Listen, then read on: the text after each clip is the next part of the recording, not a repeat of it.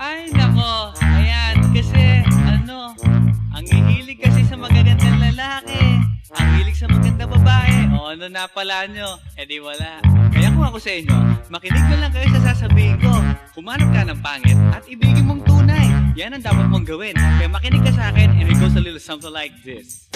Kung gusto mong lumigaya ang iyong buhay, humanap ka ng pangit at ibigin mong tunay. Isang pangit na talagang di mo matanggap at huwag ang lalaki na iyong pangarap. Ngunit kung bakit ko sinabi to'y simple lang, pagkat magagandang lalaki ay naglalaro lang ng iyong oras, pagod, hirap at salamin. Ngunit handang iwanan ka naman sa sandali na ikaw ay wala nang ibigay, diba? Kaya't pangit na lalaki ang hanapin mo, day. Kung hindi, sige ka, puso mo'y mabibiyak.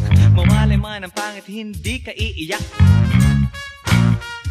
Humanap ka ng pangit, wag na uli. Humanap ka ng pangit, wag na uli. Humanap ka ng pangit, wag na uli. Ibigin mong tunay. Wag na uli. Humanap ka ng pangit, wag na uli. Humanap ka ng pangit, wag na uli. Humanap ka ng pangit, wag na uli. Ibigin mong tunay. Isang pangit na babae na mayroong pagtingin, mga liwa ka man, sige lang, andyan pa rin pagkat ikaw talaga ang kanyang pag-aari. Pag-isipan kang iwanan, hindi na maaari. At kung malingat naman, huwag mag-alala. Sigurado ka naman walang makikipagkilala kung kasama mo siya. Di bali na ang katakutan, okay lang kung ikaw na may paglilingkuran. Kaya't para lumigaya ang iyong buhay, humanap ka ng pangit at ibigin mong tunay. Kung hindi, sige ka, puso mo'y mabibiyak. Mawalay man ang pangit, hindi ka iiyak, di ba?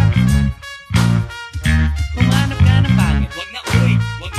Humanap ka ng pangit, wag na uli. Humanap ka ng pangit, wag na uli. Ibigin mong tunay. Wag na uli. Humanap ka ng pangit, wag na uli. Humanap ka ng pangit, wag na uli. Humanap ka ng pangit, wag na uli. Ibigin mong tunay.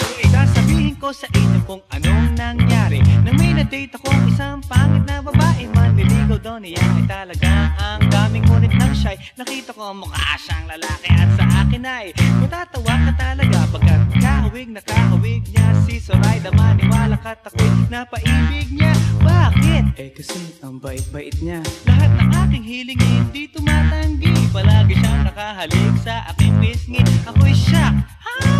Araw-araw na tuwing kasama ko siya, gusto ko sumigaw, gusto ko iwanan siya. Ngunit ako'y nag-isip, ito ba'y totoo o isang panaginip? Di siya maganda, ngunit ako'y kanyang hari. Iyan ba dahilan kaya't kasama mo palagi? Sabihin man nila na ako'y mangmang, para sa aking kagandahan ay hanggang balat lamang. At sa inyo mayroon akong ibubulong. Second anniversary na namin to, chong. Kaya't para lumigaya ang iyong buhay, humanap ka ng pangit at ibigin mong tunay.